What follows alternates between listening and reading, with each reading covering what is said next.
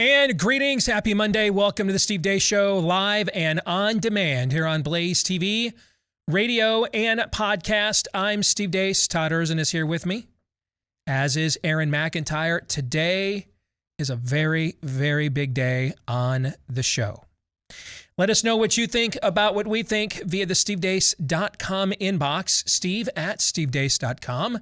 That's DEACE. Like us on Facebook, where every now and then you still may see hashtag Facebook approved takes. After today's show, we might have to use hashtag Facebook approved takes a little bit more frequently. We're going to be on a bit of a radar. I would imagine that maybe we aren't on already. You can also follow us on Twitter at Steve Deace Show. Again, that's DEACE. And then look for censorship-free content on social media. If you look for my name on MeWe, Parler, Gab, and Getter. Also, you get clips of the show that are free of censorship if you go to rumble.com/Steve Deace Show. Again, that's rumble.com/Steve Deace Show. I mentioned today is a big day. Let's start with some of the biggest news we'll have for you today. Chocolate chip cookie dough chunk has returned at Built Bar. I got the notification over the weekend. If you've been holding out, hey, you know what? I'm going to try this when the absolute greatest flavor of all time returns. It is back. Just use my last name, Deace, as your promo code for the greatest protein bar of all time. When you first bite into that chocolate chip cookie dough Built Bar, you are not going to believe that is a protein bar. But it is. It is loaded with protein, not loaded with sugar, calories, and carbs. It's something I wish would have existed many, many, many years ago. I'd be a lot healthier than even I've begrudgingly made myself over the last few years. You don't have to sacrifice taste and health any longer when you go to built.com for Built Bar, BUILT for built.com, and use my last name, Deace, as your promo code to get 15% off at built.com. All right, coming up on the show here today, next hour for our Monday Town Hall, I've got a presentation for you. I'm going to walk you through the most in-depth vaccine COVID data that's the most up-to-date and the most recent that I've been able to find yet. And we will then have a discussion about what this does and does not mean as we stand at the brink of northern seasonality, which is actually... We've crossed that brink. It has begun now that we're into mid-October. Seasonality has begun in the north. You're already seeing numbers now. It's amazing. When we had seasonality in the south, the media they couldn't cover Florida enough. And now all of a sudden that Florida seasonality is ended and its cases have imploded. Now suddenly they don't not only cover Florida, but New York, which has far more people vaccinated than Florida and roughly the same population, is seeing a surge in cases. And amazingly, they don't want to cover that right there in their own backyard. I would imagine it costs these networks and such a lot more money to go cover Florida than something just right down the street from where they live and work, right? We'll get into that, by the way, in the overtime today. BlazeTV.com/Deace is where you can go to get today's overtime. If you are a Blaze TV subscriber, we will record it right after the show for you today, upload it there later today for you to watch. And BlazeTV.com/Deace is also where you can go to get a discounted subscription today to Blaze TV. So we will walk you through that data next hour. At the bottom of this hour, I teased this on Friday. Since this original contrarian view to Covidstan and now counterattack began on our show, I have done my best to model what I advocated. And I need to continue that. I need to practice what I preach here. So a lot of you have asked, what can I do? We're going to give you an opportunity to launch what has the potential. Who knows? It may flame out. I don't know. But it has the potential to be our version of a Scopes monkey trial. Except this time we're the provocateurs. We're picking the argument. We're picking the fight. Wouldn't you like to see in a court of law, once and for all, through the discovery process, whether these early treatments we've heard so much about that have been bandied about, and there have been studies and counter studies, do they work, do they not? Wouldn't you love a definitive verdict on this once and for all? Don't you think you deserve to have control over your own health care? Not your government or your local corporate pharmacy. Well, coming up at the bottom of this hour, we are going to introduce you to a test case from someone who agrees with you. He's a retired Marine. He served a former president at Camp David. He saw action in Somalia. He's run for office. To this day, he's 6'3", 200 pounds, and still looks like he could do 10 to 20 pull-ups on a dime. And yet, recently, COVID put him on his back for a week. Given that he's a proud Marine, he waited a week before he finally reached out to people like me for help. I instantly got him help with some of the resources we've shared with you of where to go for early treatments. He couldn't get Regeneron where he lived. They were rationing it and saving it for people that were more worse off, particularly the elderly. So he got his ivermectin prescription, and not one, but 2 local pharmacies refused to fill it. I believe hundreds of thousands of people have died because of this, either by commission, which is what this act was, or omission, denying them even this information that these treatments were available. I have sat here and I have shed tears reading my emails. So many of you have sent me these notes. I don't know what to do. I can't get better. Someone I love can't get better. We can't get our prescriptions filled. And that's even if we can utilize the resources you've shared with us at earlytreatmentreport.com, for example. And if there was ever a perfect plaintiff for a case like this, it would be this friend of mine. Because he's smart, he knows his Constitution, he's a former U.S. Senate candidate, he's articulate, used to co-host this show when I was gone. He used to be a guest host. And he's a Marine. So he doesn't give a rip what you think. If there was ever the perfect plaintiff to launch a case against these entities to once and for all end this genocide and get some answers, he would be it. And so you've been asking me, what can we do? You will find out what we can do at the bottom of the hour. More details on this. Do not miss it. But before we begin all of that, here's Aaron's rundown of what happened while we were away. What happened while we were away, brought to you by the J&J boosters. An FDA advisory panel has recommended approval of the Johnson & Johnson COVID vaccine as boosters for everybody. Unlike the authorizations for boosters for the Pfizer, BioNTech, and Moderna vaccines, no restrictions were put in place on the J&J booster after a unanimous vote by the Vaccines and Related Biological Products Advisory Committee. In completely unrelated news, a new study that has yet to be peer-reviewed tracked more than 600,000 military veterans who received the Johnson & Johnson vaccine and found that protection from the virus fell from 88% in March to just 3% in August. Just a bit outside. He tried the corner and missed. Anthony Fauci is wishing you a very segregated holiday season. If you're vaccinated and your family members are vaccinated, those who are eligible, and that is obviously very young children and not yet eligible, that you can enjoy the holidays. You can enjoy Halloween, trick-or-treating, and certainly Thanksgiving with your family and Christmas with your families. Delta Airlines has ditched its COVID-19 vaccine mandate, according to CEO Ed Bastian. Moving on, one member of the Loudoun County School Board has resigned. Beth Bartz, the first-term board member who has been at the center of the case we told you about last week, where a dude in a skirt anally raped a 9th-grade girl in a high school, and the district tried to cover it up. Bartz had previously drawn criticism for being a part of a Facebook group which shared personal details of Loudoun County parents who were opposed to teaching critical racist theory in schools. Bartz says her resignation is, quote, the right decision for me and my family. Checking in on Joe Biden. We have fewer democracies in the world today than we did 15 years ago. Fewer. Not more, fewer. Checking in on Beto O'Rourke. If you want to debate or argue or fight or with me on politics, I'll take it all day long. Speaking of dudes who like to take it all day, Secretary of Transportation Pete Buttigieg is finally back after 2 months of working on his milk supply to talk about the crumbling supply chain. And surprise, surprise, empty shelves are actually a good thing. Demand is off the charts. Retail sales are through the roof. And if you think about those images of ships, for example, waiting at anchor on the West Coast, every one of those ships is full of record amounts of goods that Americans are buying because demand is up, because income is up. China has a missile that can carry nukes and exceed the speed of sound, and it flew over our unsuspecting heads a couple of months ago. The Financial Times quoted an anonymous U.S. intelligence official as saying, quote, what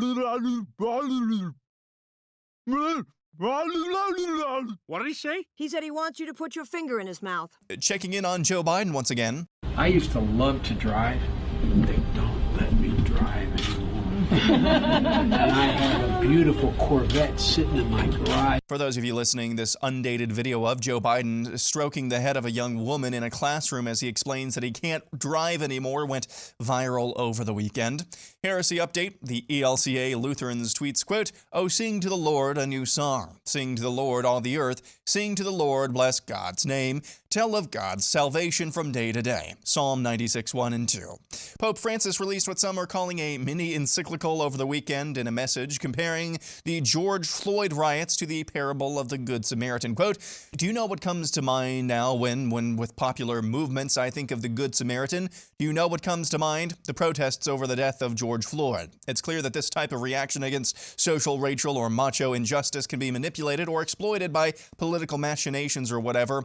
But the main thing is that in these protests against this death, there was the collective Samaritan who is no fool," end quote. The Jesuit publication America Magazine tweets, quote, "Don't dismiss Lil Nas X because of his Satan video. He has something to teach the church," end quote. David French, your thoughts? I'm wearing the pants. He's wearing the skirt. We're both gay. He's pregnant. I have 2 girlfriends. It's 2021.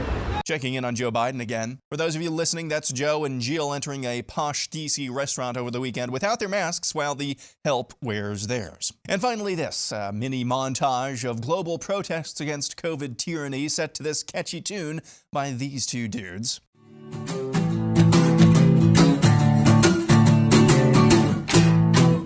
I will not comply.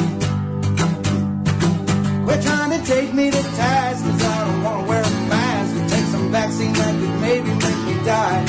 They got no scientific evidence to back that crap up. All they do is feed us lie after lie. That's why I will not comply.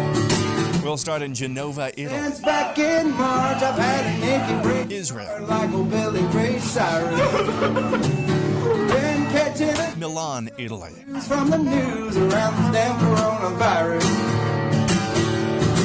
They keep telling the Netherlands. Gotta keep my chin up till they can figure out a shot in me or. For the upteenth week in a row, Paris, France. Talk about exercise or eating food that's fresh grown from the farm. That's why. Toulon, France. I will not comply. Luxembourg. Take me to task, I don't want to wear a mask and take some vaccine like Australia. They got no scientific evidence to back that crap up. Switzerland. And New York City. Evidence to back that crap up. All they do is feed us lie after lie. That's why I will not comply. Go ahead, I'm here to tell you, Facebook, I will not comply, no. Yeah. And that's what happened while we were away. Outstanding. Aaron's montage brought to you by a new partner here on the show called Masterworks. You know, if you want to win big in the stock market, here's all you have to do. Just follow Nancy Pelosi's stock market moves. It's no coincidence every stock she invests in absolutely skyrockets. Somebody did a study of this and found her ROI is like 69% on her stock market investments. Some crazy number like that, right? Well, here's the problem. It's really hard to follow her investments because, you know, she gets tips. She gets tips from the folks who actually are running the companies that are selling the stock. Fair? that a good way? Is that a fair enough euphemism? She just has really, really good stockbrokers working for her. Yes. So while you're invested, while you're worried, I should say, about what inflation is doing to your investments, your nest egg, good news. I mean, the government will just keep printing money to fund their lavish lifestyles. If that sounds fair to you, stop listening now. You're on the wrong podcast. But what if I were to tell you that fewer people know about this secret asset class the mega rich have used to grow their wealth for generations? Some billionaires hold up to 30% of their entire net worth in it. It isn't gold or Bitcoin. Not that there's anything wrong with those two things, as you might expect, but it is, for the first time ever, everyday folks can invest in it. What is it? I know this is going to sound weird. Contemporary art. Think multi-million-dollar pieces that hang in museums, pieces by artists like Andy Warhol, Picasso. In fact, contemporary art prices outperform the S&P by 174% from 1995 to 2020. This is why there's criminal rings that specialize in contraband classic art. There's so much money in it, all right? Masterworks.io is the only investment platform bringing the exclusive art universe to you in just a few easy clicks. You don't need to be an insider to be an art investor anymore. You just have to be a proud American. Go to masterworks.io/Steve. Masterworks.io/Steve for exclusive access. And you can see their important disclosures there at masterworks.io/Steve and masterworks.io/disclaimer. You want to see how they perform? Go to masterworks.io/disclaimer. You want to take advantage of this? Masterworks.io/Steve. All right, let's get to what's within Aaron's montage. And one of the sources that we consulted for our composite character Veritas in our #1 best-selling book, Faucian Bargain, which, by the way, folks, I just found out we cannot do. They will not publish a hard copy edition of Booster. So they just won't do it. They're telling us it's too small. Allegedly. So I just found this out over the weekend. It's going to have to remain digital. The bonus chapter we have, Fauci and Booster, for taking on vaccine mandates. That has to remain digital. We had originally thought we were going to be able to print. They were going to be able to do this for us, and now we're told that they will not. Okay. But we have a composite character that gets his own, or her, their own chapter in our book, Faucian Bargain, called Veritas. One of the individuals who makes up this composite character sent me a text this morning. And it was noting the death of Colin Powell. For those of you that don't know, the former head of the Joint Chiefs of Staff, former general, former Secretary of State, he passed away today, age 84. Family is saying it's COVID complications. He was fully vaccinated twice. That's according to the family. And this was on all the news, right? So I work out, at the gym I work out in the morning. They've got all the TV networks, Fox, MSNBC, CNN, local stuff. And every channel was talking about this. And this individual who has fairly intimate knowledge of what went on in the last White House, that's why we talked to them for our book, and is a political veteran. God bless them. They really believed that the death of Colin Powell by COVID complications, despite being vaccinated twice, was going to lead, finally, to an earnest and real debate about this. No, it won't. It won't. Why? On all those channels, did you see highlights of all of these protests all over the world that Aaron just highlighted? Did you even see him on Fox? I don't know. I don't watch really much of them. I will tell you, I was at the gym for an hour this morning where the TVs were on the whole time. I saw, including Fox, I saw no references to any of these protests. None. How many different countries are in that montage alone, would you say? A half dozen? Yeah, at least a half dozen. Yeah. Okay. Nothing. Now, when we saw somewhat similar crowds a year ago over George Floyd and police brutality in a lot of these countries, was that not covered on almost every one of these news channels? Right. Right. So is it because they just don't know how to cover what's going on in France? I mean, we've only had sat up links since the 1970s, right? So is it because all these networks and all these platforms have no way of acquiring the knowledge of what's going on in Italy? Well, we don't know that. We know that's not true because what was going on in Italy in the spring of 2020 is what led to us shutting ourselves down, right? Right. And a lot of other countries around the world. So this isn't an incapability, therefore, is it? No. No. It's an unwillingness, correct? Yes, because they all think these are coming from the people that think George Floyd is the Good Samaritan. Yes. Yeah. Demonic movements. Demonic movements, and I texted this to this friend and contact of mine. I'll just tell you directly. Demonic movements do not debate. They have to be defeated.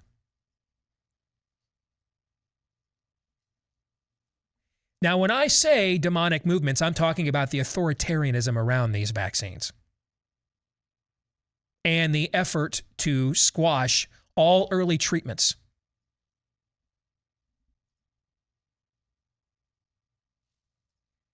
I mean, in March, you had 88% real-time efficacy if you took the J&J jab once. That's why even the noted dogmatic anti-vaxxer here on the show was admitting several moons ago, hey, I wouldn't take it, but these things seem to work, right? Yes. Yeah. To minimize symptoms, of course. Yeah. They did. And in August, that study of U.S. military personnel, by the way, 620,000 person sample. 620,000. There isn't a single city in Iowa where we live that has that many people. 620,000 people, military service, active military. And what it found is if they took the J&J in March, they had 88% protection, and it was down to 3% by the time Delta was ascendant in August. Is that bad? A little bit. This is why I told you, prepare yourself that if you are going to take these vaccines or these boosters, you are part of a reoccurring Vaccination Now program. You'll be getting them over and over again. Somebody emailed me over the weekend. I'm 62. Here's my health profile. Do you think I should get a booster? I said, first of all, I'm not a doctor. I don't know even what you told me. I don't even know that what you're telling me is true, and I'm not licensed to practice medicine. Statistically, here's what I can tell you from a data standpoint. At 62, you're right on the age cut line of danger to COVID. On the other hand, if you're going to get a booster, understand that there's a likelihood they'll be coming back to you in 4 to 6 months to take another one, unless they come up with a superior vaccination product. If you're okay with that, that's your decision. If you're not okay with that, that's your decision. But are you not entitled to that information to make your decision? Yes. Yes.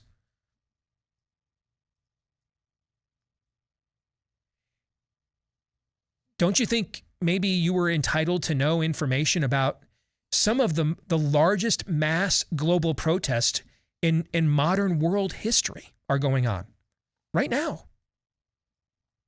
This is the kind of stuff we saw, in the early to mid 80s about nuclear, proliferation during the Cold War. I don't remember the last time that were just this reoccurring. In my lifetime, I've not seen anything like this. Over and over and over again. These things have gone on. They're going on weekend after weekend after weekend after weekend. In Italy, their supply chains were shut down for almost 2 days by truckers who refused to deliver. That's a major country. Did you see anything about this on any of your news platforms at all? Nope. That's because demonic movements do not debate. They push a narrative, and then they either defeat you, or if they can't defeat you, they just ignore you, shun you, ban you, martyr you. Some form of shunning, physical, intellectual. And that's what's going to happen here. That's why we have to force the issue. That's why there was never going to be an all clear. It's not coming. That's why that song that Aaron played alongside all of those protests is so important. What's the message? I will not comply.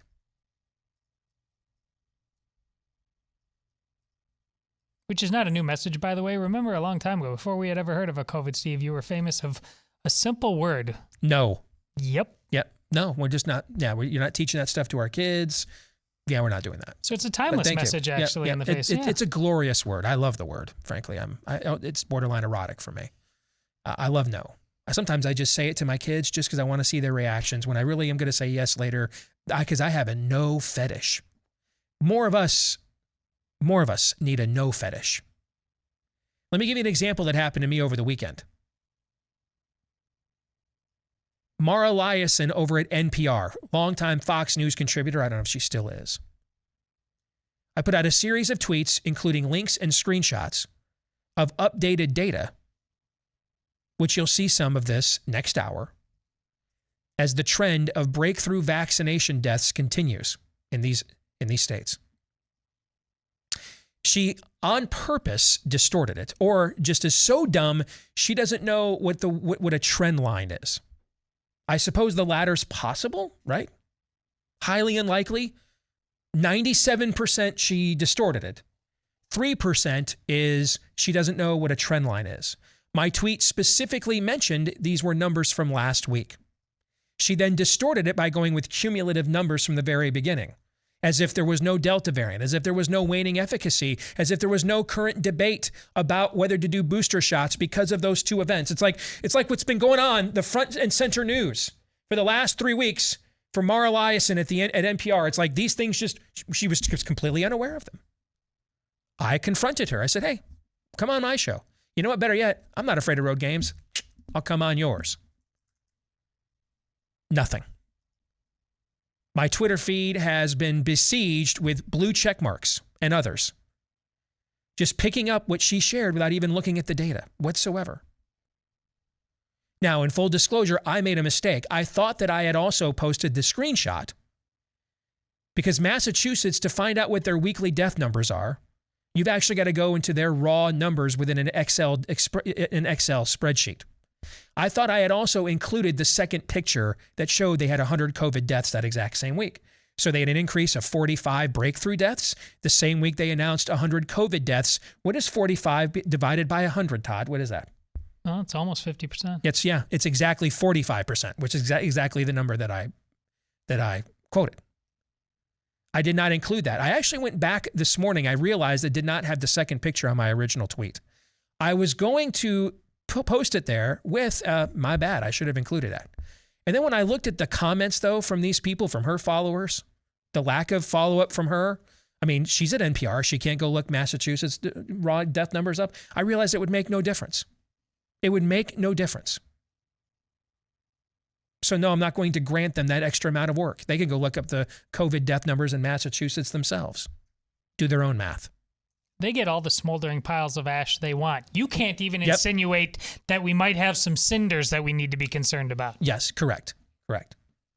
So the answer to this contact of mine is no, there will be no such debate.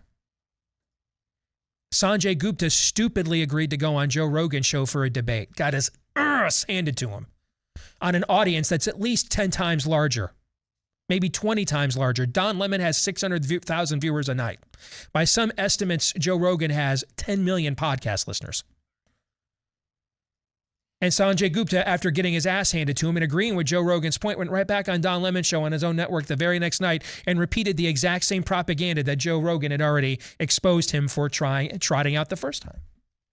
No, there will be no debating here, only the defeating here. And next segment, we're going to begin a process of defeating this. Stay tuned. All right, back here on the Steve Deace Show. And a lot of you are asking me, what can we do? One of the most challenging things that have occurred since the rise of what I call on this show Covidstan has been the inability to get to clarity.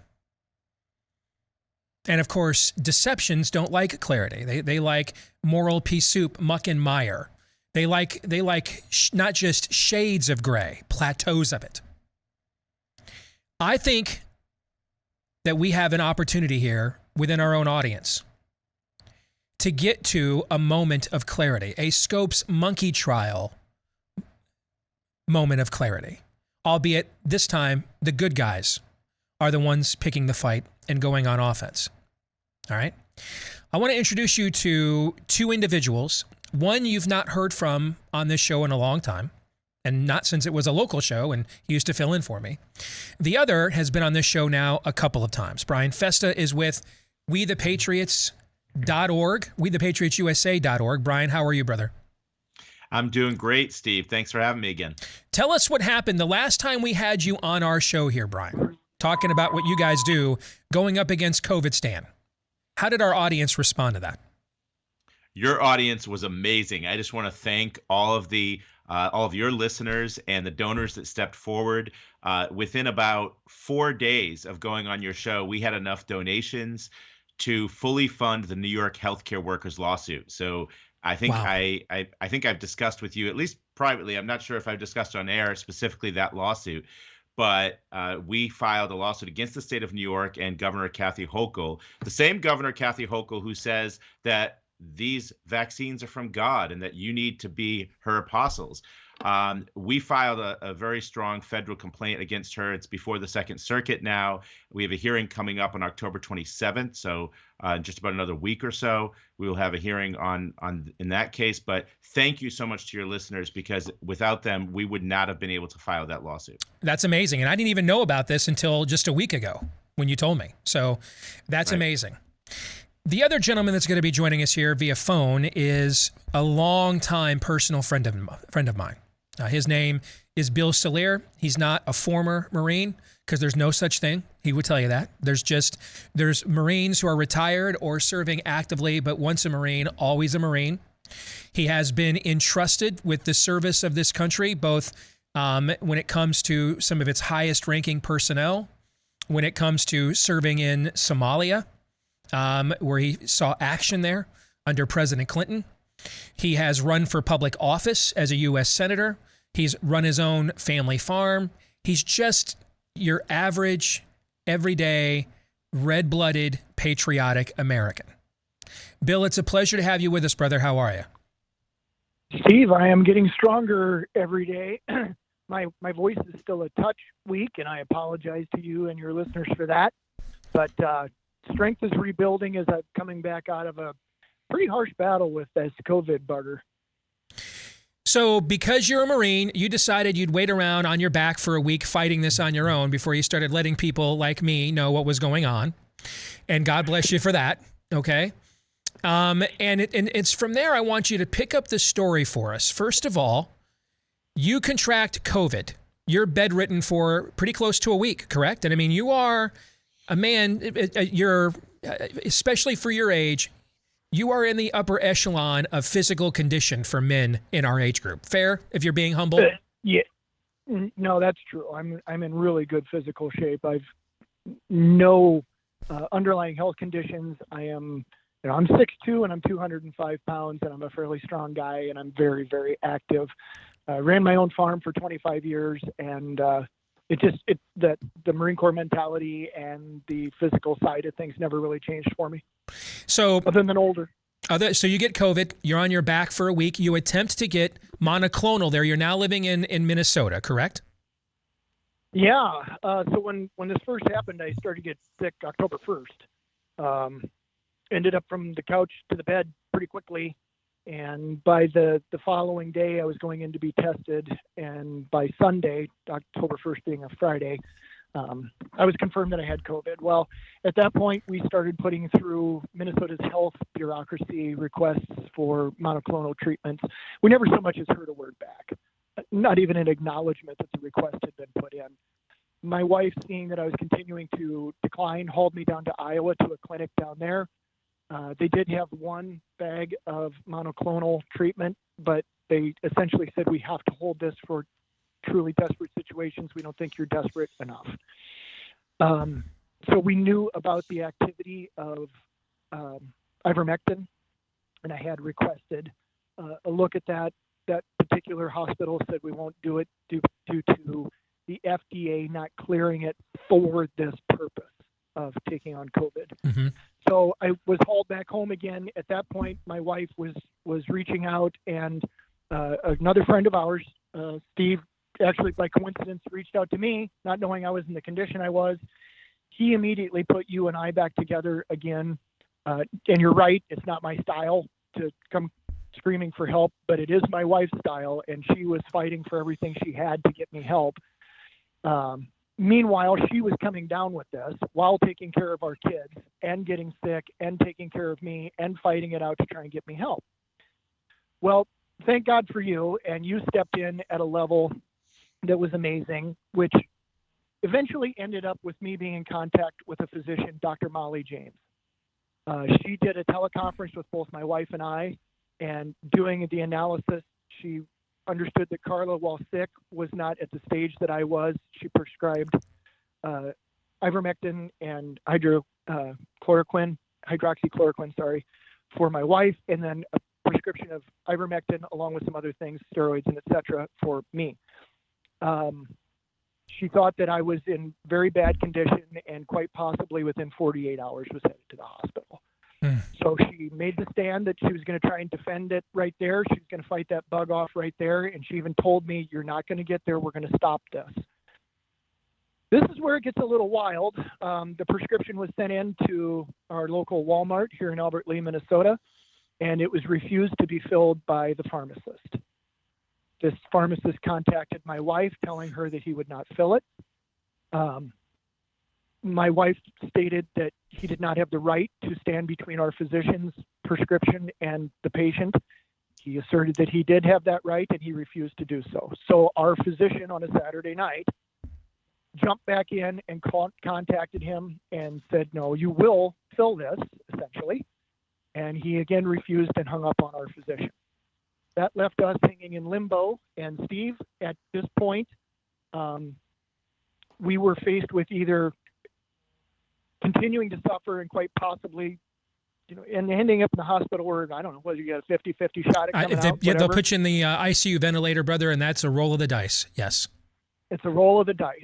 So it was a roll of the dice there, or given the human side of the ivermectin that everybody is running around telling Joe Rogan, oh, you took horse-based, where he was, a prescription for human ivermectin.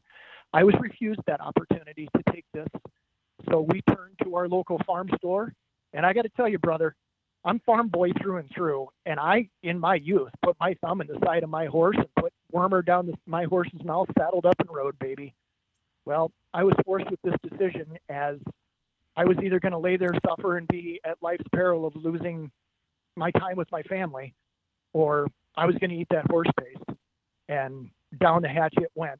I got to tell you, within 8 hours, I started to feel the turnaround in my body. My wife was also opting then, because she had been prescribed the same thing and had been refused by the pharmacist. She was forced into the same option, which we prayerfully prayed for God's guidance, and we took the veterinary medicine, my friend, and it turned her around within 6 hours. It stopped the march of COVID on her. It was absolutely amazing.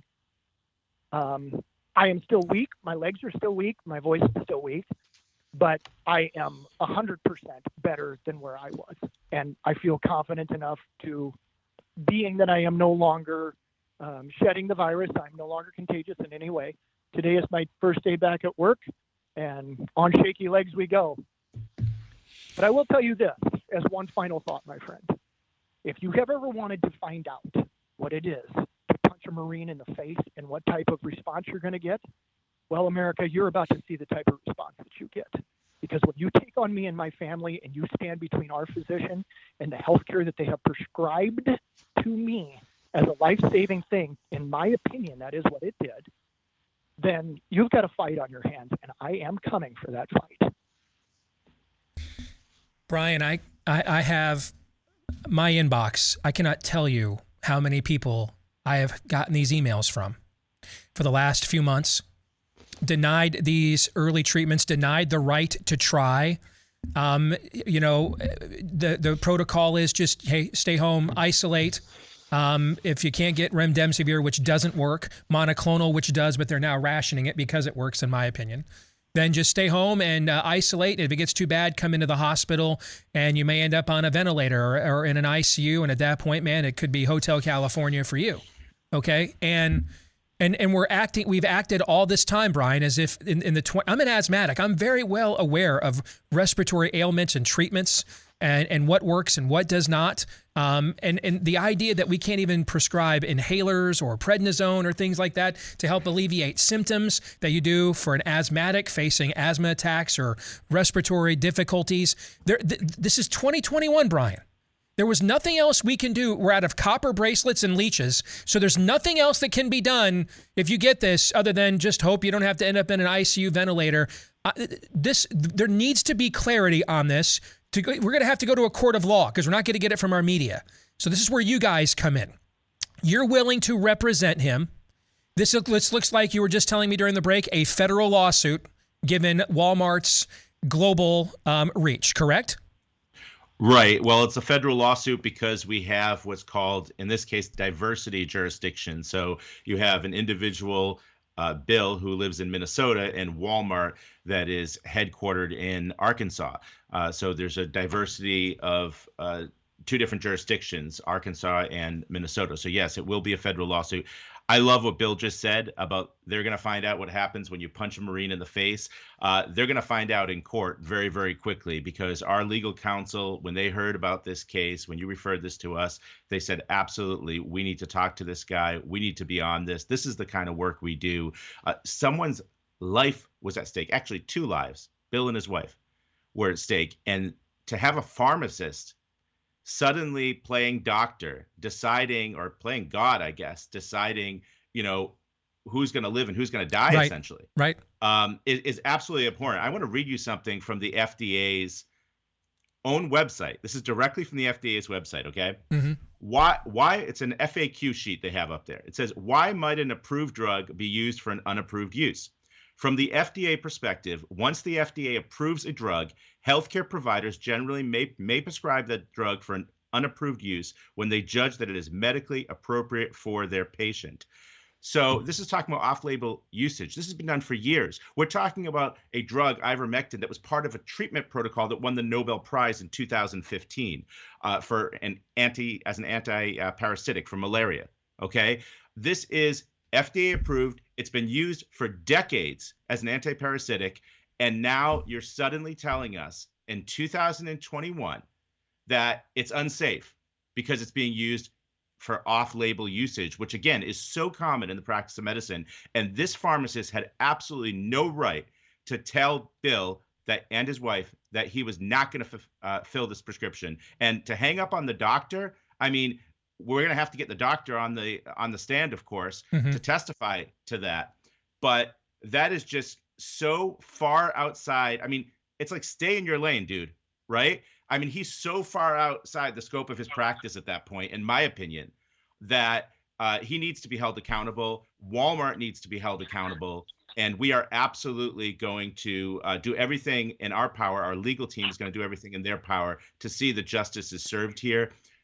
I'm going to announce here on your show that We the Patriots USA has committed already $25,000 to Steve's legal expenses, to his legal fund. The total that we need to get this complaint going is $50,000.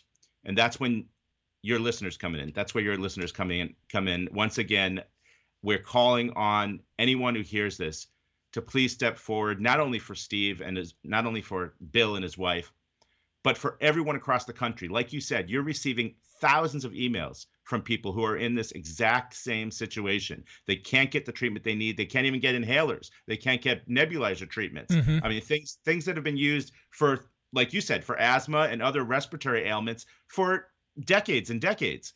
And now suddenly in 2021, this is dangerous for this particular illness. Why? Why are we rushing people into the hospital? Why are we putting people on ventilators? Why are we denying them life-saving interventions that could prevent them from going to the hospital in the first place? You have to ask yourself, what's behind this? We have a pretty good idea of what and who are behind this, and we're going to go after them with everything we've got. This is how we find out. This is how we get clarity. And if we're in a federal court, who knows? They could throw this out right away. It could go all the way to the Supreme Court, where you have an opportunity here to potentially set a precedent that gets to some answers we have lacked for the last year and a half. And you heard in Bill's voice, he's a Marine. He is down for this fight. He already committed once to risk his life on behalf of all of us. He's now willing to put his family and his own personal time in that line again, because he's lived through this principle that is at stake. WeThePatriotsUSA.org is where you need to go. You can make a tax-deductible donation there. All right. We need another $25,000 to launch this. All right. I'm putting in the first 10% myself. I've already put in the first $2,500 out of my own pocket.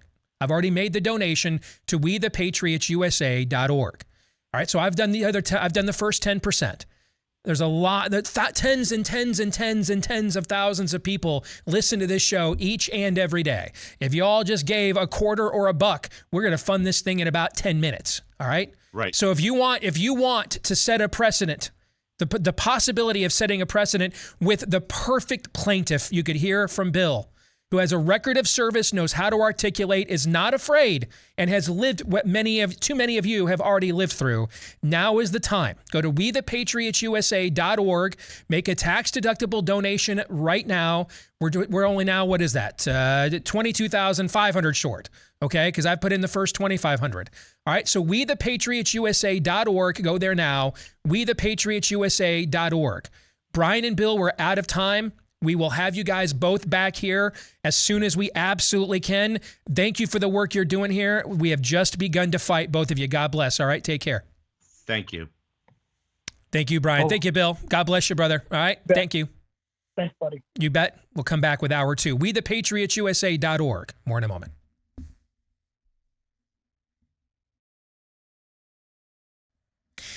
Greetings, back with hour two, live and on demand here on Blaze TV, radio, and podcast. I am Steve Deace. He is Todd Erzin.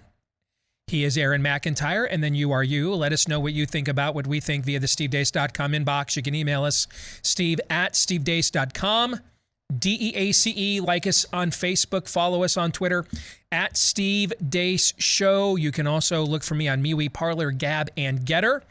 It's on those platforms that we can post the things that Facebook especially doesn't particularly like, because they tell you the truth. You can also go to rumble.com/Steve Deace Show. Speaking of Rumble and the man behind it, our buddy Dan Bongino, did you guys see? So I would imagine there's a lot of cross-pollination between Dan's show, which airs live in the Rush Limbaugh time slot right now, and then people that maybe listen to our podcast a little bit later on. So did you guys see what Dan just rolled out with? What? He just went on the air. Yeah, I think I know what you're talking and about. told Cumulus Radio, yes, his syndicator, you can either have my show or your vaccine mandates, but you can't have both of them. Good for him. Talk about risking it all. Yeah. I mean, that's a multi-million-dollar enterprise. Yeah. Okay. I mean, do you know how many salespeople at Cumulus right now? Sweating bullets. Christmas is coming up. Yep. They're looking at a coal in the stocking. I mean, there are some folks in the sales department over at Cumulus just soiled some britches when they heard Dan Bongino say that. So I don't have the platform anything close to what Dan has. Right? So you can at least risk what he's risking, right? I mean, he's got one of the biggest platforms. Now, without the radio show, he'll still have a fairly sizable podcast audience, but that is, Dan didn't take on the duty of doing that radio show because it was an insignificant platform, right? Right. I mean, he already had access to a lot of people between Fox News and his podcast. He only took that on because it was going to substantially grow what was already a substantially growing platform. The idea that doesn't take any shekels out of his pocket is just not true. And it certainly takes a lot of shekels out of other people's pockets that make money off of him. Yes. This is how we need to play this game. We have the numbers. We have the leverage. We don't have to comply. We just have to be willing to be a little more uncomfortable than we've been forced to be for probably too long in this country that, God has shed his grace on thee so that we don't have to make some of these decisions all the time, right? Well, we're now living in an era that we do. Okay. So check us out, rumble.com/Steve Deace Show. That's where you get clips of the show that are both free and free of censorship at rumble.com/Steve Deace Show. I want to tell you about this. This is an advertising partner that I would, if someone had come to me and said, hey, what do you think about promoting this? Even like a year and a half ago, I'd have been like, are you nuts? I am as ugly American as you can get. But we are listening to the crazy voices in our heads these days, are we not? Yes, we are. Yes, we are. All right. So, you keep being told you have nowhere to go. You have to just sit here, and there is nowhere for your Mayflower to go to get away from what they want to do to American exceptionalism. There's nowhere else to go. What if I told you that there is a place you could go? I know I kind of laughed and scoffed at it when I heard about this when this was first pitched to me too, and then I looked at some of the details. And I just think it's a little bit like what you just heard from my buddy Bill Salier. He got a prescription, he went through, and we'll reset that here for you in a minute. He went through the normal process, went to a doctor, got a prescription. He didn't start off wanting to take the repurposed horse version of this medication. But necessity was the mother of invention. Mm-hmm. The traditional American institutions of doctor-patient relationship that he could take advantage of, that he once pledged his life to defend as a Marine and risked his life in Somalia to defend. You can't take those things for granted anymore. And so now here he is taking the very medication that he fed the horses on his farm growing up as a kid in rural Iowa. Likewise, a lot of Americans, American retirees and veterans these days are going to Panama because you can live in luxury on about $24,000 a year there. Pay 0% income tax. Healthcare could be as little as $2,600 a year. And then if you make more than that, who knows? Maybe you can own a luxury beachfront condo down there on pristine white sand for less than $120,000 a year. It's the world's #1 wealth protection haven. And hey, again, could you see me ever pre-COVID doing anything like what I'm talking about right now? No, you wouldn't have touched it. No, I wouldn't have touched it. But last fall, what was I doing last fall? Do you remember? Because I was sharing with you the notes. What was I researching last fall? Do you remember? Crazy voices in our head. Crazy cost of living in Sweden. Yes. And could I get like satellite, DVR where I could get, Michigan games at least on delay, even if it's at 3 a.m. Right. I mean, I spent like a few hours researching this one day last fall because of what we're watching going on, right? Yeah. Here's the other thing I don't have in Panama. Winner. And it is still the title name of the greatest Van Halen song of all time. All right. So if you at least want to check it out, The American's Guide to Living and Retiring in Panama from our friends over at International Living, 100% free if you just want to look. All right. You just want to look. Because right now you might be living in Florida and things are going great. But your one election or a Ron DeSantis being term limited away from Florida maybe not being great. Remember, a guy who literally did cocaine off a gay hooker's ass almost became governor of Florida. Like, straight up, not a joke. Literally was doing blow off a gay hooker's ass. Andrew Gillen almost became governor of that state. Okay? So we're all on notice right now. I mean, look at where we're living in Iowa. Daniel Horowitz was telling me this morning, man, you guys have the best state legislature leaders and everything else. Kim Reynolds has far exceeded our expectations, right? Yep. I don't know. Are we one election away? Yeah. I mean, you are everywhere you live. Yes. So it may not be the worst thing in the world to at least just take a look at for free and have it in your back pocket. All right. 100% free right now if you at least want to look at it. All right. BuyPanamaNow.com/Steve is the website. BuyPanamaNow.com/Steve, folks. You need to know this live read goes against like all of my instincts as an ugly American. But you know what I love even more than being an ugly American? being a free citizen, no matter where it happens to be, right? Amen. All right. So buypanamanow.com/Steve. Let's reset where we were before we get to the rest of this hour. So you heard the story last segment of one of my best friends, Bill Salier.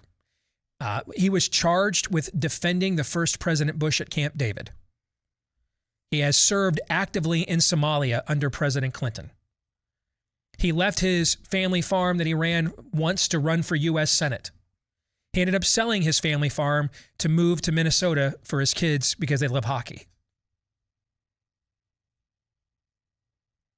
This is a guy that's lived a life of sacrifice, folks. Whether it's been his own life, whether it's been his own business, he has set his priorities aside his entire life to both love his neighbor as he loves himself and also because of his love of country. And how was he repaid? He was repaid because some nitwit spirit of the age dweeb who needs to be reminded of the order of things thought he got to practice medicine without a license at a Walmart pharmacy and needs to be made an example out of, as does Walmart. So we're going to do our best to. Bill is the perfect plaintiff to launch something like this with. He has faced this level of scrutiny already. His family has. He's faced the haters. He's faced the mob. He's done a few tours of duty, both in a uniform and also in the culture war.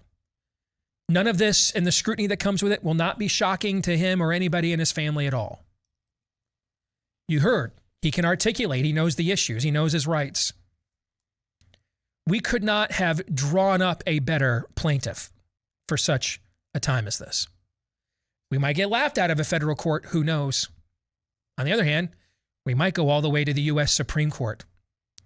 And really, we only need one federal court to give us standing, because wouldn't that discovery process be a doozy? The things you could enter into these discovery processes, the things you could look for, the subject matter experts, wouldn't you love to see Dr. Peter McCullough on the stand in a federal lawsuit as a subject matter expert against Walmart? See, we've been denied this confrontation this whole time. This is our chance, maybe the best one we're going to have, to truly get to it. And if it doesn't work, it'll fund other lawsuits that are also working to defend our rights. Now, my understanding is the website has crashed. That's the last I heard. Correct. Perfect. Keep trying. WeThePatriotsUSA.org. WeThePatriotsUSA.org. We need to raise the estimated $50,000 up front because these are really good lawyers. And that's what it would cost if this thing went all the way to the Supreme Court. We have it up front. We can, as soon as we have it, we can file the action. We, the Patriots USA, is so confident that we'll come up with it based on what they saw from this audience earlier this year. They've donated the first $25,000 themselves. I put in the next 10% of the next $25,000 myself already. This is a chance to strike a blow, to get some answers that we deserve to have. We might not like the answers we get. There's no guarantees east of Eden, right? It is a fallen world, right? Yep. We might not like the answers, but damn it, don't we deserve these answers? We do. We do. Gentlemen, you have any thoughts before we move on to what's coming next? It's an exciting opportunity to stand with people of principle, to not wait to be led, but to be the leaders. And you're doing that by crashing a system, trying to donate money to this.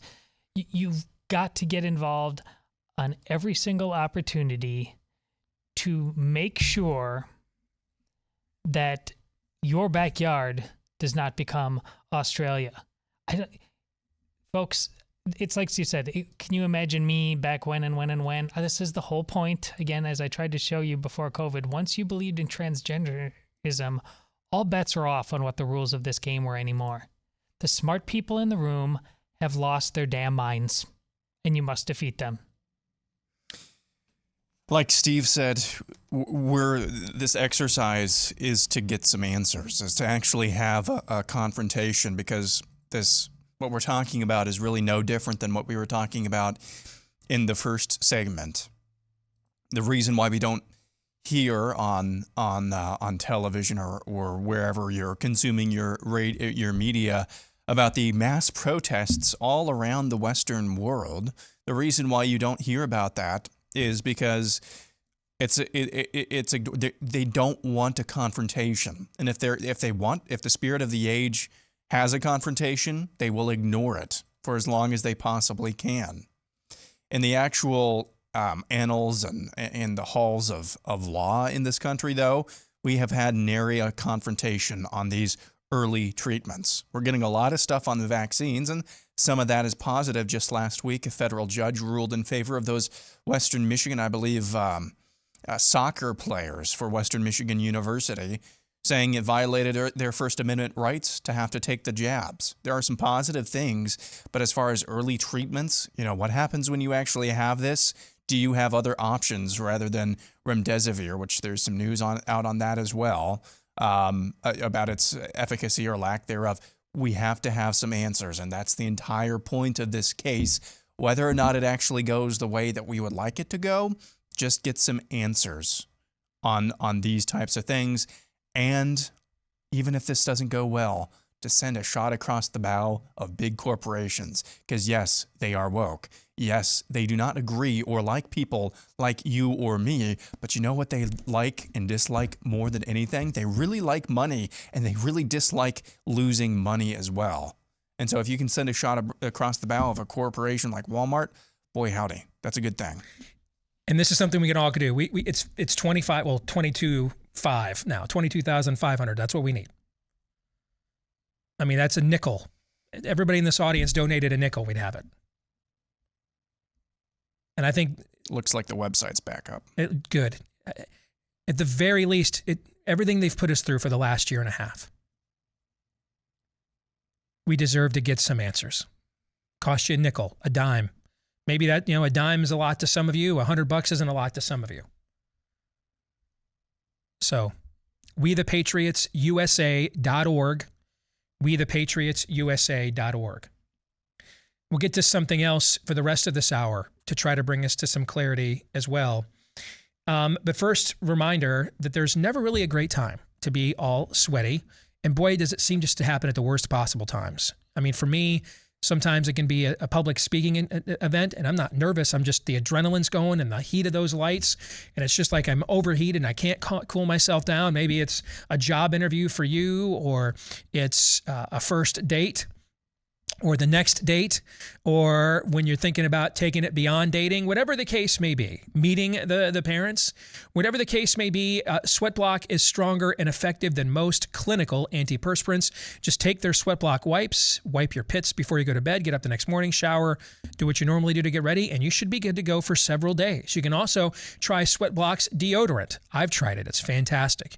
They've got also lotions and stuff for some of the swampier, more intimate parts of your anatomy, if you're picking up what I'm laying down. So many great products. You can try them right now at sweatblock.com. Just like it sounds, sweatblock.com. Go to and use the promo code of my last name, Deace, D-E-A-C-E, and get 20% off with the promo code Deace at sweatblock.com. Let's get back to some clarity, because we're about to get it when it comes to the vaccines. Because we have reached the arrival of the northern seasonal wave. It is upon us. It means we are approaching a critical and crucial clarification about the COVID vaccines and their efficacy as it relates to public policy. And in this discussion, I'm going to lay out for you, as fair as I can, what that may or may not mean. First, just to reset a few things. Public policy is our area of expertise. It's where I work for a living. And nothing is impacting public policy these days more than COVID is. That's why we've spent so much time researching on it, reporting on it, opining on it here on the show. However, whether to actually get a COVID vaccine or booster for that matter, that is a decision each of you, based on your COVID risk profile, versus the risk of adverse side effects should be allowed to make. That is for you and your healthcare provider to navigate. Not me, not anyone else, certainly not a corporation or government. Second, I am not COVID vaccinated. I had a confirmed COVID infection and recovery in May. There are multiple in the dozens of studies that show the superiority and effectiveness of natural immunity, meaning when you've had an infection and recovered from it. That's what we mean by natural immunity. Thus, it makes absolutely no sense to me for me to risk the adverse side effects, like one of the more recent studies showed anaphylaxis was a recent adverse side effect potential for an allergic reaction. That's what I get to bee stings. That's why we're so paranoid when the bees show up here in the office, because I can die from that, not from the sting, but the anaphylaxis reaction that it causes. Okay. Third, and this shouldn't matter, but we live in an era where epistemology is dead, so it does. I'm not dogmatic on vaccination either way. Our kids have had all their traditional vaccines, but beyond that, we didn't see the need to inject 10-year-old girls with HPVs, or our teenage son for that matter, and everything else that comes along. I've never even had a flu shot. I did update my traditional vaccines and boosters in 2014 to take a mission trip to Haiti. You've heard me talk about that before. By the way, prayers to the missionaries there that were just kidnapped. Having been there and to Port-au-Prince and seen its chaos with my own eyes, sadly, I'm surprised this has not happened before. This is why we had armed guard with us. We had armed security with us wherever we went. So pray for their safe return for sure. Fourth, I recommended my immunocompromised mother get a COVID vaccine back in January, which she did, because she gets everything. She was one of the Americans that got H1N1 a decade ago. I've also recommended to others I know who are heavily immunocompromised to take their chances with these therapeutics instead of the virus too. Now, my pre-existing or anybody's pre-existing view shouldn't determine whether the data they share is true or not, meaning their view is the variable, the data should be a constant, right? Mm-hmm. But since epistemology is dead in America, that's not the case. And I just decided to reset this again for anybody soft-headed out there that is looking for an excuse to dismiss any data that doesn't confirm their narrative. So I wanted to address this up front, as well as this final disclaimer. If not for the current authoritarian effort to mandate these as a condition of really full American citizenship, I don't know that we would have spent any time on this, little to no time at least. But again, because we have plunged into public policy, it's not just us because it's our area of expertise, but all of us as voters, as taxpayers. All of us now have a right to examine this. So as we begin our examination, we need a start date. I don't want us to make the same mistake that was made with 15 days to flatten the curve when we didn't know when the curve began. So what is it? What's the beginning point here? We always need a genesis, all right? For this conversation today, we are going to choose May 25th as our start date. Why? We can see in this story that I cited from CNN, I'm not picking this date arbitrarily. May 25th was the date that the Biden White House announced 50% of Americans had become fully vaccinated with the COVID therapeutics. That's why I picked that date. Because that's probably the earliest that most of us would agree. And when I say us, I don't just mean amongst people in the contrarian camp, but I mean most of us as Americans, period. That's probably the earliest most of us will agree a majority of Americans had some form of immunity to COVID, either via these therapeutics or like me with a natural recovery from infection. It's also like the perfect point right between the two major seasonalities, which is fall and winter in the north and the Sunbelt wave in the summer. Here's what you need to understand. The primary driver of COVID surge within a population is seasonality. For you as an individual, and for me as an individual, it could be what comorbidities we do or do not bring to the table. Am I immunocompromised in any way? Do I have diabetes? Am I morbidly obese? Do I have vitamin D deficiency? My age, okay?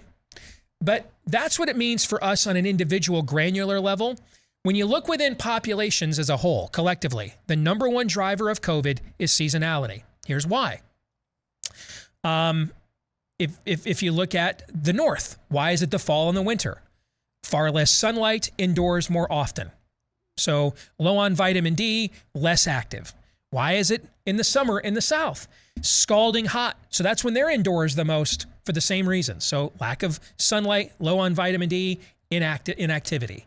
Those are the primary seasonal wave drivers of COVID in America. I also want to note that the data, unless I say otherwise, that we're going to use is going to come from the World Health Organization. A lot of you send me so many great sources of things to look at, but a lot of them are from websites and stuff either I haven't heard of or I can't use. Even if they're right, if I put my eggs in that basket, that's what they're going to use to ban me. That's why I spend so much time studying, and I mean this literally, the enemy's sources and data. Because it makes our arguments even more effective when we're using their sources and their data against them. What you're going to see is the following week now, after the White House announced on May 25th that we had reached 50% of Americans fully COVID vaccinated. That following week, we had roughly 25,000 fewer COVID cases than at the same time last year. And we had 56% fewer deaths too.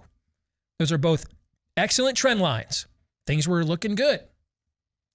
In fact, much of the spring and summertime, I was laying out how many days in a row we had gone with fewer than 1,000 deaths with COVID in America. That ended on August the 16th. That was the final day. We had reached 131 consecutive days with fewer than 1,000 daily COVID deaths. We had reduced COVID to just the 7th most likely way to die in America. Diabetes would be next. Furthermore, we were trending lower in overall cases compared to 2020 from the time the White House vaccine benchmark announcement until late July, July 19th or mid-July. So again, pretty much all of our data looked great from late July until late July and early August. Now, what changed then? Two things occurred basically simultaneously. We had the Sunbelt wave hit, and then Delta variant became ascendant. Since this convergence you're going to see, our data has been in a reverse free fall. Our data has collapsed. In August 2021, cases were 211% higher than August 2020, while deaths were up 18%. In September, the free fall was even worse. In September of 2021, cases were up 216% compared to September 2020, and deaths skyrocketed 153%. Now, keep in mind, no one was vaccinated in 2020. Much of the country was also out of a full-throat lockdown by then, too, although we were still forbidding large events, which we are permitting, like at football stadiums now. As of October 13th, CDC is reporting 56.6% of Americans are fully vaccinated, too. So we're approaching almost a supermajority of Americans fully vaccinated. And yet those vaccines could not stand up to what happened in this country in August and September. By the way, as an aside, did you note the trend line there? Despite the increased threats of job loss, other forms of shunning, it doesn't seem to be helping explode the vaccination numbers. I mean, we got to 50% in 5 months with almost no coercion at all. We had those annoying ads that were a little too sunny side optimistic, but no coercion was going on. We got to 50% in 5 months. We're going on a third month now of threats of tyrannies, and it's only moved the needle a few percent. So again, they tell you the mandates are working. All kinds more people are getting vaccinated. But when you look at the numbers, only 6.6% more people are vaccinated than were on May 25th. And it's October, that's through October 13th. So maybe there's more of that good old-fashioned American I will not comply spirit than we thought. No, there better be. And there better be. You're right. Yes. All right, let's get back to the COVID data here. So far in October, we're also off to a bad start. Cases are up 93% compared to this time last year. Deaths have escalated 97% compared to the first week of October 2020 as well. Obviously, this is not the way that the trend line of a vaccination program is supposed to look. There are three possibilities as to what is happening here. One, the Sun Belt is loaded with low vaccination rate states that drove these terrible numbers. And it is true that 7 of the 10 lowest vaccination rates, according to the Becker Hospital Review, would be included in a Sun Belt wave. That is true. 2, that the COVID vaccines were once about as effective in real time as was being boasted in their self-reported trials. But once Delta showed up, it changed the game. And remember that the CDC director said on August 5th that the vaccines were no longer effective against transmission. As you see, I've taken the archived clip there from Real Clear Politics, where she admits that if you have the virus, the vaccines won't stop you from giving it to somebody else or getting it, frankly. 3, we have what is called a leaky vaccine. Now, in a leaky vaccine, the vaccinated can actually store high viral loads that turn them into super spreaders. And I show you there a 2015 PBS article talking about this. There was a follow-up study done in 2019 that noted leaky vaccines, quote, could allow more virulent or more severe versions of a virus to survive. And leaky vaccines can actually lead to what is sometimes called antibody-dependent enhancement. We'll talk about more of this later. Let's stop there. Because when we come back, we're going to look at all 3 of these scenarios individually. And we're going to look at what the data does and does not say about their potential of being true. We'll do that here in a moment.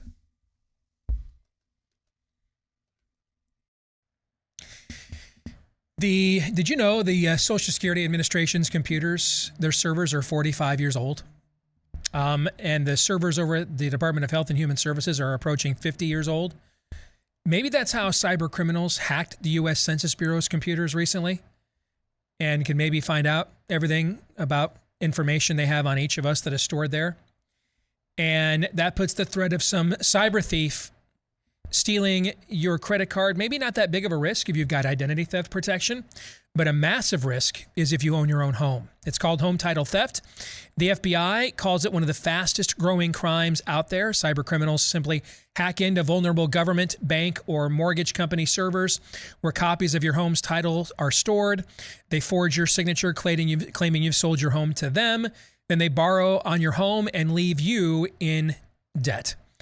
And you often don't know until collection notices or worse begin to show up. So protect your most valuable asset today. Go to HomeTitleLock.com, register your address to see if you're already a victim, and use the promo code RADIO for 30 free days of protection. When you go to HomeTitleLock.com, promo code RADIO. HomeTitleLock.com, promo code RADIO. Again, HomeTitleLock.com, promo code RADIO. Let's continue here with the moment of truth about the vaccines. I mentioned a term where we left off. It's called antibody-dependent enhancement. Essentially, what antibody-dependent enhancement is, I'm going to make this as simple as I possibly can so that even I can understand it. It is when the vaccine in your body no longer blocks the pathogen or the infection as intended, but it binds it instead. And this creates a more virulent or more severe form of the virus. And then the vaccinated end up carrying higher viral loads. That's what that means. That's worst case scenario. You don't want to see that, okay? So let's look at all 3 of these options I mentioned before the break. Let's look at them now individually.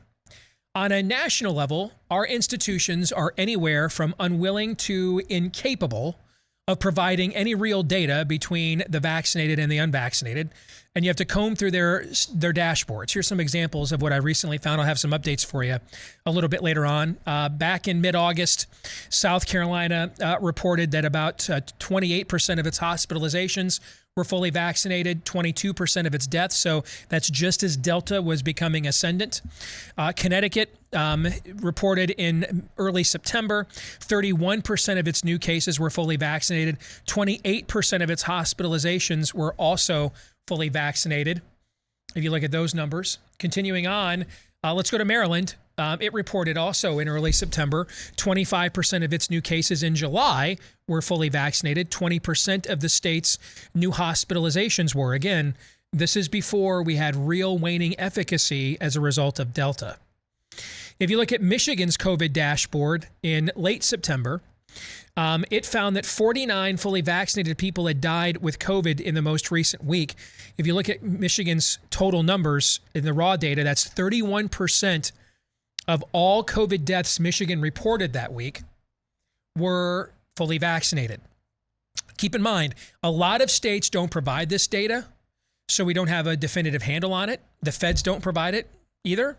But what we can say, just looking at a fairly sizable, maybe about a dozen or so state sample, is while the unvaccinated made up a majority of these numbers, it wasn't the exclusive, quote, pandemic of the unvaccinated that we were once being told.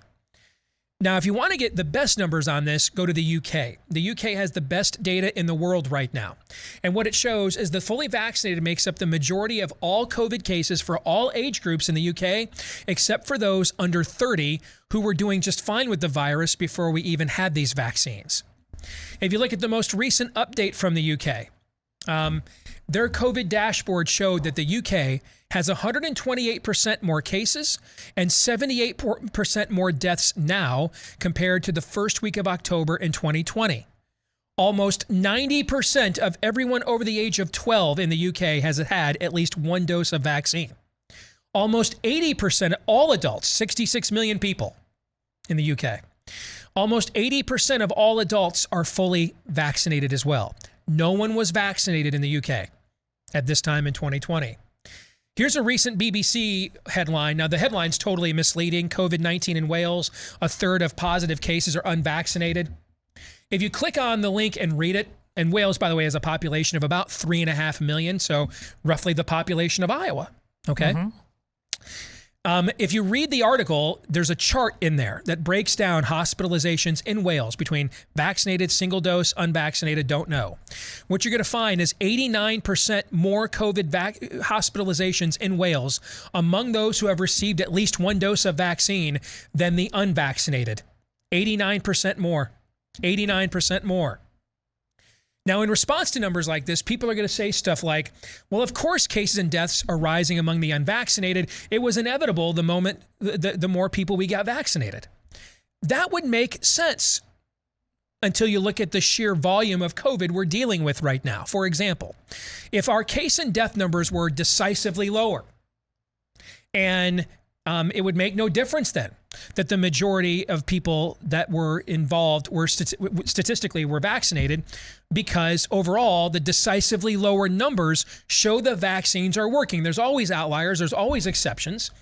I mean, I'm not going to sit here and make an argument today that the COVID vaccines don't work because 84-year-old Colin Powell died of COVID complications despite being vaccinated twice, according to his family. Because he's also 84 years old, and the average lifespan for a man in America is 79.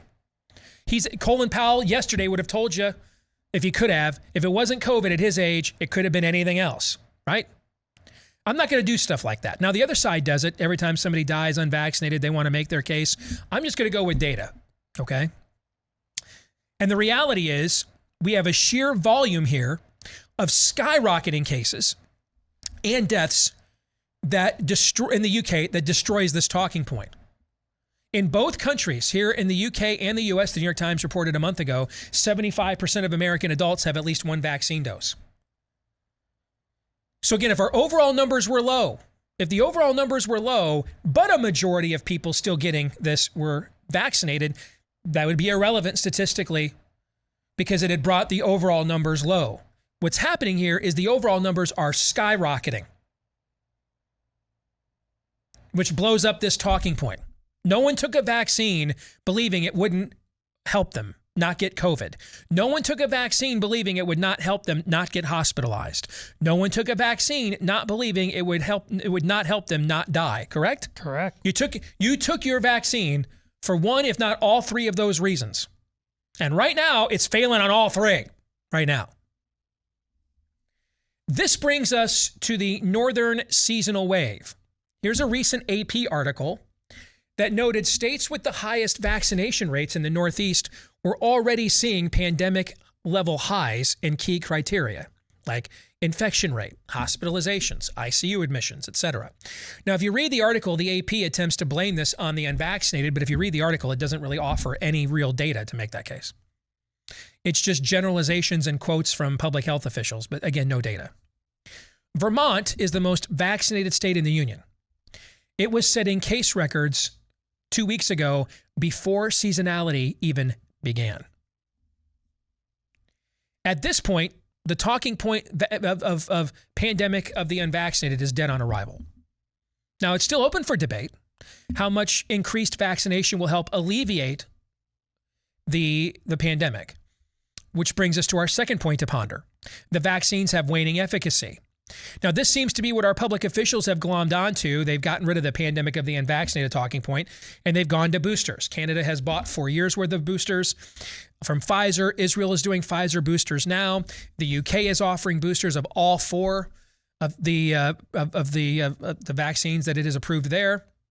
We're doing boosters here in the US, despite the fact the FDA voted 16-2 against doing mass boosters. Folks, if I had posted earlier this year that the vaccines would wane in efficacy so much you would need a 3rd shot by Christmas, let alone we're not even to Halloween, I would have gotten suspended, if not banned, from every major platform for posting that.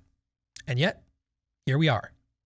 It is at least possible that you consider that you are now, if you're vaccinated, you're now in what is a vaccination program.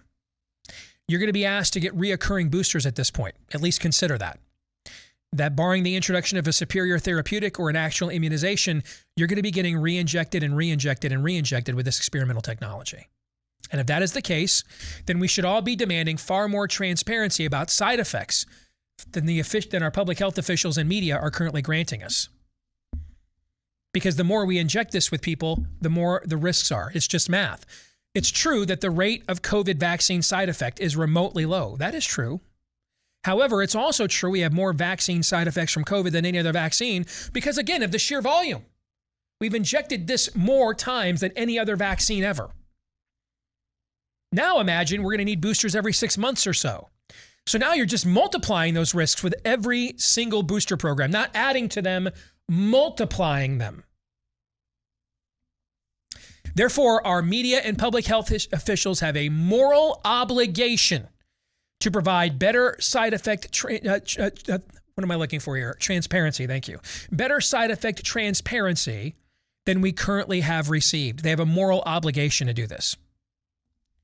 Finally, let's look at the third option, the possibility of a leaky vaccine. And now this is where northern seasonality is going to help to guide us here. Because the northern states that are now within the early stages of their seasonality, they had months of high vaccination rates to prepare them for what is coming. If we see a surge in these northern states as bad or worse last year, like as what we saw in the Sun Belt, it's going to be hard to dismiss we have a leaky vaccine at that point. However, if the northern states are stable to better during the upcoming seasonality, then that will at least point back to the need to vaccinate and booster more people, while at the same time providing more honest and transparent side effect information than you're currently getting. If we do have a leaky vaccine and devolve to antibody-dependent enhancement, that is an outcome potentially worse than what we've already seen. And it's going to require some true courage by those making the decisions to admit and navigate, because that would mean the vaccines are making the virus worse. Let us hope it doesn't come to that, because I'm not really too hopeful for courage in the time in which we live by the people making the decisions. That's why I'm saying, I've been telling you for weeks, don't root for a leaky vaccine. That's the worst of both worlds. They won't back off mass vaccination, and it's also making the virus worse. That is the worst of both worlds. We do not want that. Finally, I want you to also consider when it comes to ADE, this is a Japanese study a month ago that warned about the possibility of ADE from the current COVID vaccines. Now, I mentioned it a month ago. The reason why I did not highlight it a lot, because you need to know that the people that helped to fund this study are also working on competitive vaccine products. And so there's a clear conflict of interest there. Doesn't mean their data's wrong, but we would, and if it was reversed, would we call that a conflict of interest? Yeah. Sure. So we should do the same here. A few postscripts now I want to give to you, all right, before we wrap this thing up. I mentioned this earlier. Study of 620,000 U.S. military personnel found that the Johnson & Johnson therapeutic fell from 88% efficacy in March to 3%. That's a single digit, guys. 3% efficacy in August. Again, like I just told you, if you are part of this vaccine effort and you're going to get a booster, you need to at least consider you're now part of a vax program requiring reoccurring, routine, frequent, multiple boosters and injections. 2, Alaska says in its latest monthly report that 84% of all COVID deaths among the vaccinated in that state have occurred just since Delta emerged. And 26% of all COVID deaths in August were also fully vaccinated. That's in Alaska.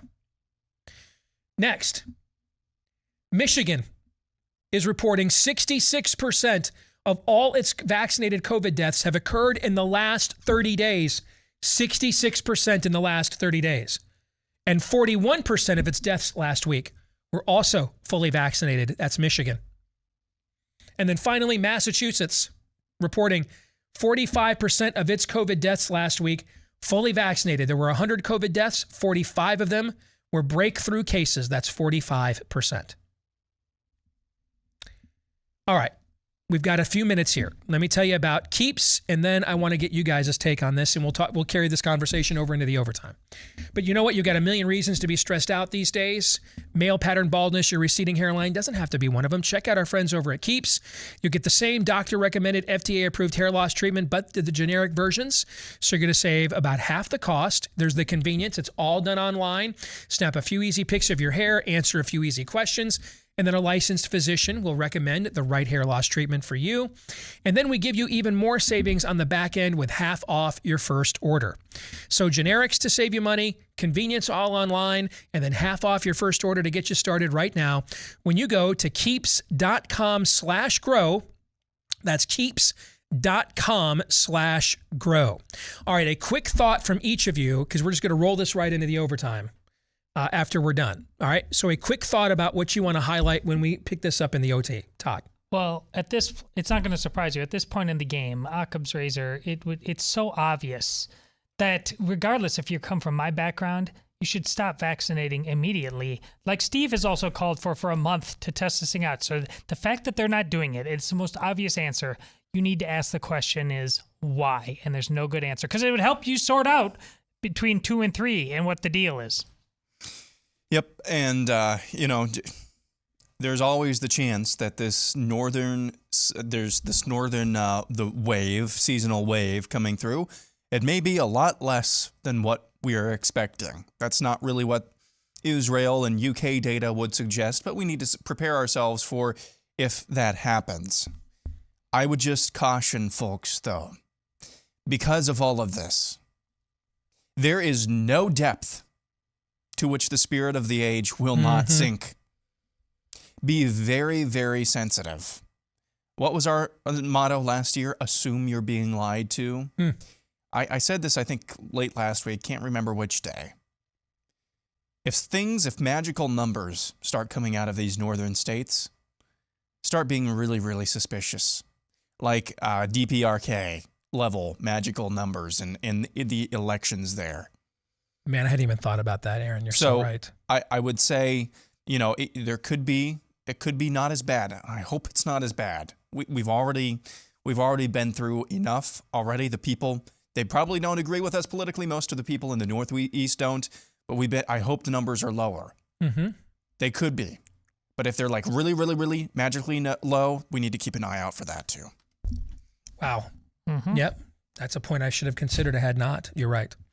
All right, we're going to stick around and do the overtime for BlazeTV subscribers to be uploaded later. For the rest of you, we'll see you later tomorrow, noon to 2 Eastern after Glenn Beck. Until then, John 3:17.